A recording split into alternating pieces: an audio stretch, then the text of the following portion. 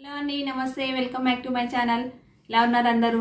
So ఈరోజు recipe తెలుసుకోబోయే ముందు నా ఛానల్ ఏమైనా ఫస్ట్ టైం చూస్తున్నట్లయితే ప్లీజ్ కంపల్సరీగా సబ్స్క్రైబ్ చేసుకోండి. పక్కనే ఉన్న బెల్ సింబల్ని క్లిక్ చేసి దానిపైన ఆల్ అనే ఆప్షన్ని ప్రెస్ చేసినట్లయితే నా నోటిఫికేషన్లన్నీ వస్తాయి. సో ఈరోజు రెసిపీ ఏంటంటే రైస్ ఫ్లోర్తో బ్రేక్ఫాస్ట్. సింపుల్గా ఈజీగా బియ్యం పిండితో ఏ విధంగా బ్రేక్ఫాస్ట్ని ప్రిపేర్ చేయాలో చూసేద్దాం.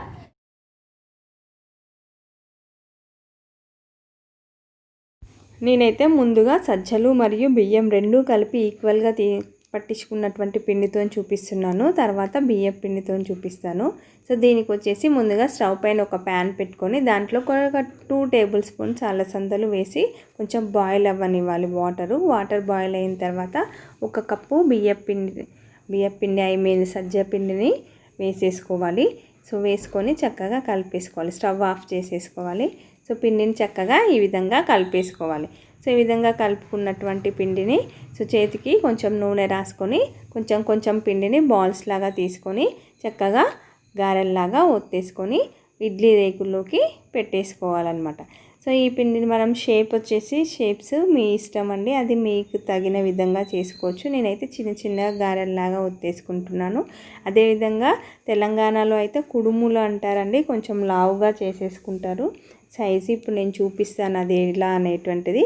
సో ఈ విధంగా చేసేసుకొని కుడుములు అని చెప్తారండి. సో దీన్ని వచ్చేసి కోర్ల పున్నమి అంటారు. ఆ రోజు స్పెషల్గా తీసుకుంటారు. కాకపోతే దీంట్లో ఏమీ కూడా యాడ్ చేయరు, ఓన్లీ ప్లెయిన్ పిండిని మాత్రమే వేసేసుకొని చేస్తారనమాట. నేనేమో హాట్గా ఉండాలని చెప్పేసి కారము, కరివేపాకు, సాల్ట్ వేసేసి చేశానమాట. సో బ్రేక్ఫాస్ట్గా చూపిస్తున్నాను కాబట్టి నేను ఈ విధంగా చేసేసుకోవచ్చు. ఈ విధంగా పిండి అంతా కూడా చేసుకొని పక్కన పెట్టేసుకోవాలి. నెక్స్ట్ నేను సేమ్ పిండితోని స్వీట్ ఐటెంని చూపిస్తున్నాను. దానికి వచ్చేసి ఒక 1/2 కప్పు వాటర్, సేమ్ క్వాంటిటీ అండి. 1 కప్పు పిండికి చూపిస్తున్నాను నేను క్వాంటిటీ వచ్చేసి. దీనికి 1/2 కప్పు వాటర్, అదేవిధంగా 1/2 కప్పు బెల్లంని తీసుకోవాలి. సో తీసుకొని స్టవ్ పైన చక్కగా బెల్లం కరిగే వరకు కూడా నీటిని మరిగించేసుకొని దాంట్లో తీసుకున్నటువంటి 1 కప్పు పిండిని వేసుకోవాలి. సో దానికంటే ముందు మనం అలసందలు తీసుకున్నాం కదండి, ఒక 2 టేబుల్ స్పూన్ల అలసందలు, వీటిని ముందే నానబెట్టి పెట్టుకోవాలండి. ఒక 2 అవర్స్ అయినా అట్లీస్ట్ మంచిగా నానితే బాగుంటుంది. లేకపోతే బాయిల్ చేసుకొని వేసుకున్నా పర్వాలేదు. సో నానబెట్టకుండా ఉంటే బాయిల్ చేసుకోవచ్చు, నానబెడితే అవసరం లేదు. సో ఇప్పుడు దీంట్లోకి అయితే నేను పిండిని వేసేసుకొని చక్కగా కలిపేసుకోవాలి. దీన్ని ఒక 5 మినిట్స్ చల్లారనిచ్చి ఈ విధంగా పిండిని చేతితోని చక్కగా ఒత్తి కలిపేసుకోవాలండి. సో ఈ విధంగా కలిపేసుకున్నటువంటి పిండిని మనం చేతికి నూనె రాసేసుకొని వీటిని కూడా మనకు కావాల్సినటువంటి షేప్లోకి చేసేసుకోవచ్చు. నేనైతే సేమ్ ఇంతకుముందు చూపించాను కదా, సేమ్ అదే షేప్స్ లాగా. సో కొన్నేమో కుడుముల్లాగా చేసేసుకున్నాను, కొన్నేమో గారెల్లాగా ఒత్తేసుకొని ఇడ్లీ రేకులోకి తీసుకున్నాను అనమాట.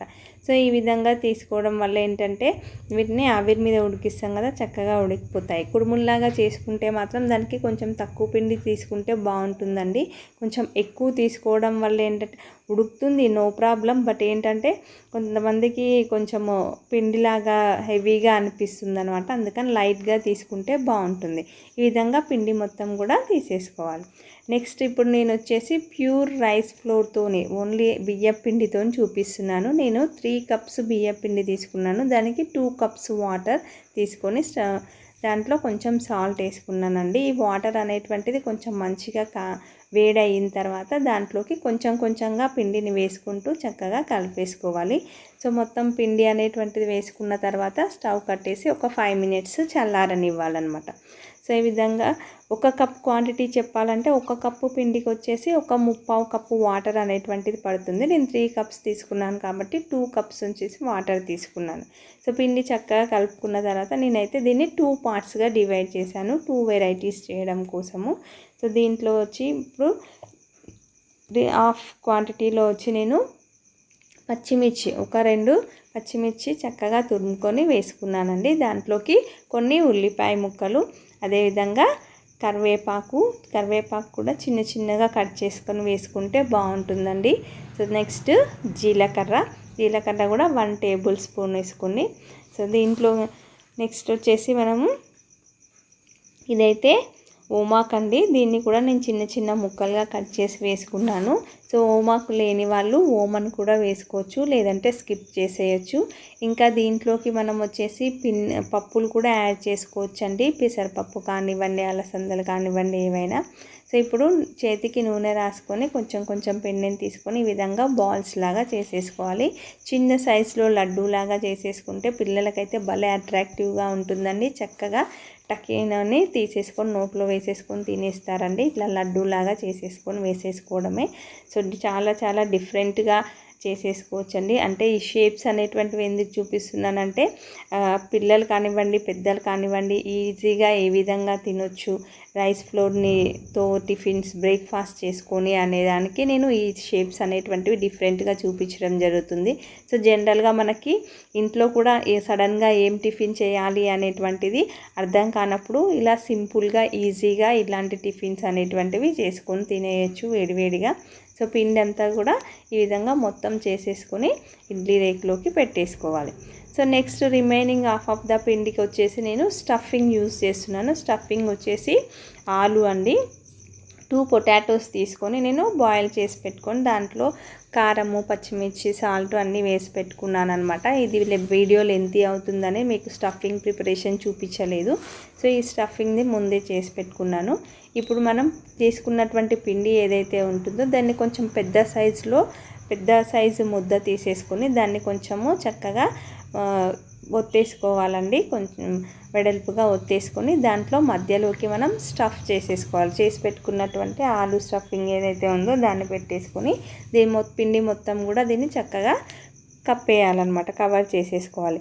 సో కవర్ చేసేసుకొని దాన్ని కొంచెం ఒత్తేసుకోవాలి. సో అంతే, కబాబ్ అనేటువంటిది రెడీ అవుతుంది. దీన్ని కూడా నేను 2 టైప్స్గా చేశానండి. సో ఒకటేమో ఇడ్లీ రేకులోకి ఉడికించేసుకొని, ఒకటేమో ప్యాన్లో ఫ్రై చేసేసుకొని అది కూడా చూపిస్తానండి మీకు. సో ఇప్పుడైతే పిండి మొత్తం కూడా ఈ విధంగా చేసేసుకోవాలి. ఈ స్టఫింగ్ చేసుకోవడంలో కూడా మనము డైరెక్ట్గా ఈ విధంగా చేసి పెట్టుకోకుండా, అంటే పిండి మధ్యలో పెట్టేసుకొని ఇలా చేసుకోకుండా ఇంకా సింపుల్ ప్రాసెస్ చెప్పాలంటే పిండిని కొంచెంగా చిన్న ముద్ద తీసేసుకొని దాన్ని కొంచెము వెడల్పుగా నొక్కేసుకొని చిన్న పూరీలాగా నొక్కేసుకొని కూడా చేసుకోవచ్చండి. అది కూడా నేను చూపిస్తాను ఇప్పుడు. సో ఇప్పుడు చెప్పాను కదా చిన్న పూరీలాగా చేసేసుకొని కొంచెం పిండిని తీసుకొని ఇలా చిన్న పూరీలాగా చేసేసుకొని దీని మధ్యలో స్టఫ్ పెట్టేసుకొని ఒకదానిపైన ఒకటి పెట్టేసి రెండింటిని కూడా క్లోజ్ చేసేసుకోవడమే, అంతే. ఇది ఇంకా చాలా సింపుల్ ప్రాసెస్ అండి. మీ పిండిని ఈ విధంగా మొత్తం చేసేసుకొని కంప్లీట్గా మనం ఇడ్లీ రేకులోకి పెట్టేసుకొని ఇప్పుడు మనం ప్రిపేర్ చేసుకున్నటువంటి బ్రేక్ఫాస్ట్లు ఏవైతే ఉన్నాయో అవన్నీ కూడా ఇడ్లీ రేకులో 1 by 1 పెట్టేసుకోవాలండి. సో ఈ విధంగా రెడీ అయిపోయాయి. ఈ విధంగా ఒకదానిపైన ఒకటి పెట్టేసుకొని చక్కగా ఇడ్లీ పాత్రలో పెట్టేసుకొని ఉడికించేసుకోవాలన్నమాట. సో వేడి స్వీట్ అండ్ హాట్ బ్రేక్ఫాస్ట్ అయితే సింపుల్గా రైస్ ఫ్లోర్తోని రెడీ అయిపోతుంది. సో ఎగ్జాక్ట్లీ ఒక 10 minutes బాయిల్ చేసుకోవాలండి ఇడ్లీ పాత్రలోకి పెట్టేసుకున్న తర్వాత. సో 10 minutes తర్వాత మనం స్టవ్ ఆఫ్ చేసేసుకొని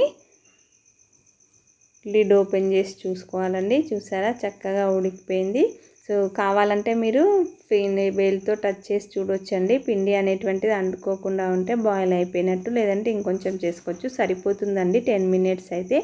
సో కబాబ్స్ చూడండి ఎంత చక్కగా ఉడికిపోయాయో. దీన్ని సాస్తో కానివ్వండి, చట్నీతో కానివ్వండి సర్వ్ చేసుకోవచ్చు. నేనైతే సాస్తో సర్వ్ చేసుకున్నాను. సూపర్గా ఉందండి. మీరు కూడా తప్పకుండా ట్రై చేయండి సూపర్ బ్రేక్ఫాస్ట్ని. సో ఇప్పుడు నేను కబాబ్స్ని ఫ్రై చేసుకోవడం అన్నాను కదా, వాటిని కూడా స్టవ్ పైన ఒక ప్యాన్ పెట్టేసుకొని దాంట్లోకి నేనైతే వెన్న తీసుకున్నానండి. మీరైతే కావాలంటే నెయ్యిని కానివ్వండి లేదా ఆయిల్ని కానివ్వండి తీసుకోవచ్చు. సో ఈ విధంగా వెన్న అనేటువంటిది ఒక టేబుల్ స్పూన్ తీసుకొని దాంట్లో మనం చేసి పెట్టుకున్నటువంటి కబాబ్స్ ఏవైతే ఉన్నాయో వాటిని వేసుకొని 2 sides చక్కగా ఫ్రై అయ్యే విధంగా తిప్పేసుకొని కాల్ చేసుకోవడమే, అంతే. సూపర్ బ్రేక్ఫాస్ట్ కబాబ్స్ అనేటువంటివి రెడీ అయిపోతాయి. సో చాలా సింపుల్ ప్రాసెస్లో ఈజీ. కంపల్సరీగా ప్రతి ఒక్కరింట్లో రైస్ ఫ్లోర్ అనేటువంటిది ఉంటుంది. సో వీటిని వచ్చేసి మీరు రేషన్ బియ్యం అని యూస్ చేస్తారు కదండి. సో నార్మల్ మనం తినేవి కాకుండా లడ్డు బియ్యం వాటితో కూడా చేసుకోవచ్చండి రైస్ ఫ్లోర్ అనేటువంటిది. సో ఈ వీడియో కనుక మీకు నచ్చినట్లయితే లైక్ చేయండి, షేర్ చేయండి, సబ్స్క్రైబ్ చేసుకోండి.